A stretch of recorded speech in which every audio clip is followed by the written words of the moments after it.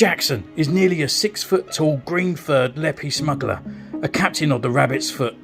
Known for her wisecracks and high kicks, Jaxxon has helped Han Solo and Chewbacca out on more than one occasion.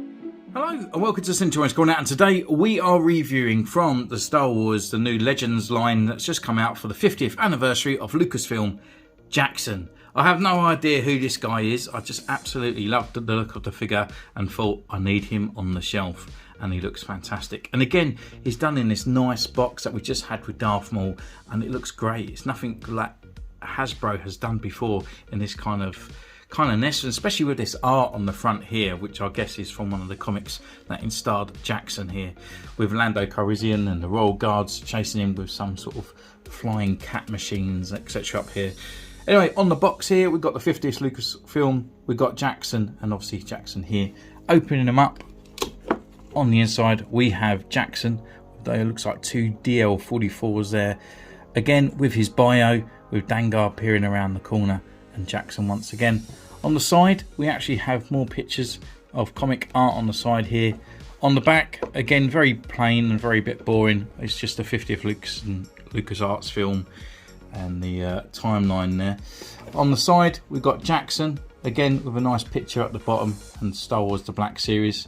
And on the bottom, we have more art with Lando Calrissian, and on the top, more Lando Calrissian and Jaxxon. So without further ado, let's just crack this bad boy open.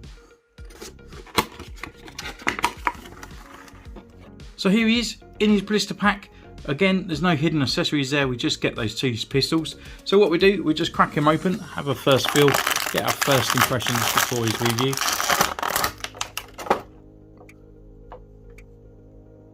And yeah, just looks really weird and strange. I'm going to have to read up on this guy before doing his review just to get into it. But the actual look on there and the detail on his face looks really cool actually. So we'll go away and we'll see you in a moment and we'll come back for his review.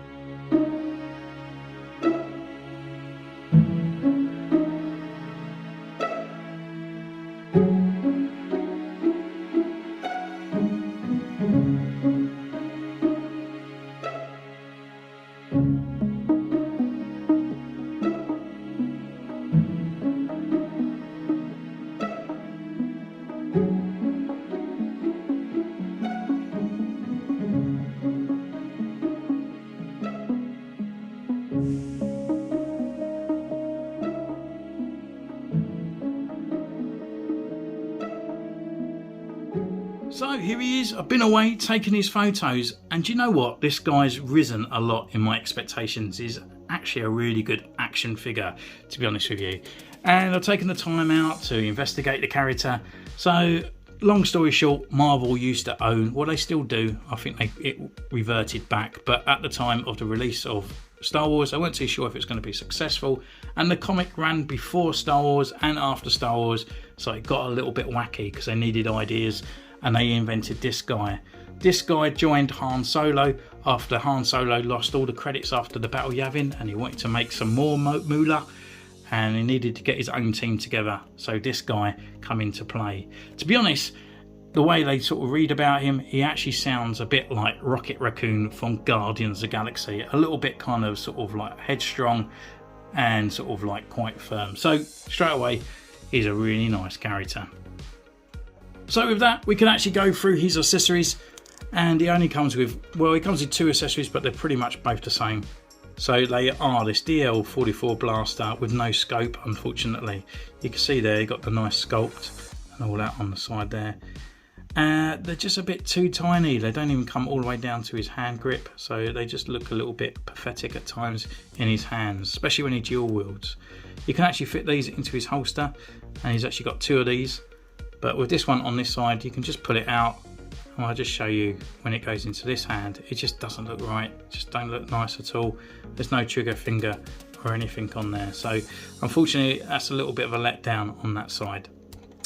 But where this guy really comes to life is his articulation. And even though they are reused parts and older parts, he can get into all kind of different sort of poses, gunslinging poses, etc. like that. So with his head, we can turn left and right, he can look down and look up, and he can look up quite a lot as well, which comes in handy.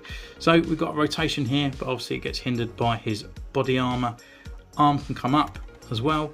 We've got the rotation here at the elbow bend, and it's on a single elbow joint, which comes up to about 90. We've got rotation at the wrist, and it's on a hinge. We've got sort of a diaphragm movement up here, and you can look down a lot and look back, but rotation wise it's a little bit stiff. Leg wise, they can come up this wide, forward, back, upper thigh rotation, and we have a single double knee joint, shall we say. I'm getting used to the singles now. And then we've got a rocker and a pivot at the ankle. So again, Black Series figures articulation to the max, and he does take benefit of them all as well.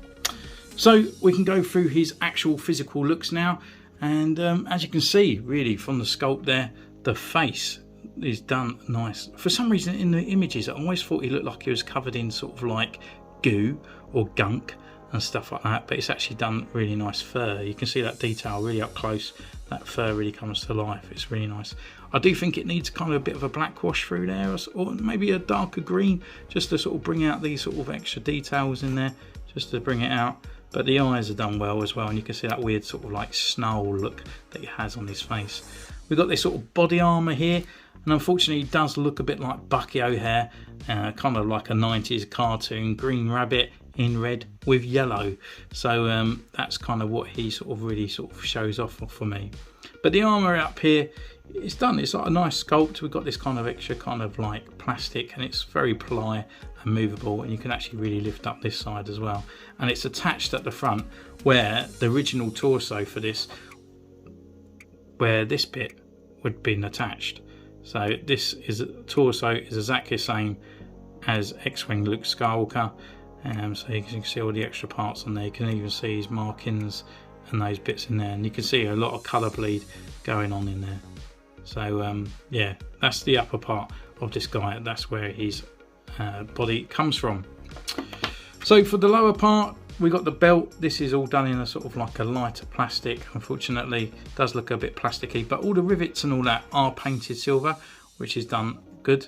The hands I thought was a little bit odd. I do find you've got fingernails here in the gloves, but actually looking at the X-Wing Luke as well, he has the same hands with the fingernails sticking through, which is a bit strange. Down to the legs, you can see all that texture running through the actual figure on these parts here, because these boots and legs are Luke Skywalker as well, but farm boy Luke. So yeah, he's actually a mishmash of Luke Skywalkers and with a green head. But putting these two together and these legs and stuff like that, you think, oh, it's because it's old figures and stuff, it's going to be a bit annoying, but it's not. It's really not, and he actually comes across as a really good figure, and I think Hasbro have done well on there. I do think they could have done better with the paint wise, because his undersuit is all red. I think they could have done this bit yellow and stuff there on the front. So I'm thinking I might even do a bit of an upgrade on this figure, just to sort of bring him into sort of something that I see fit for this guy, rather than what he is here, making a little bit better. So what do you think of these guys? Are you going to go out and buy this one? What was your favourite one from the Legends? I've only purchased Darth Maul down here and this guy. I didn't really purchase Luke or the other sort of Royal Guard guy. I wasn't really too fussed about him. So let me know in the comments down below. So until next time, you can follow me on Instagram, which is in the description, and the Facebook group as well if you want to contact me.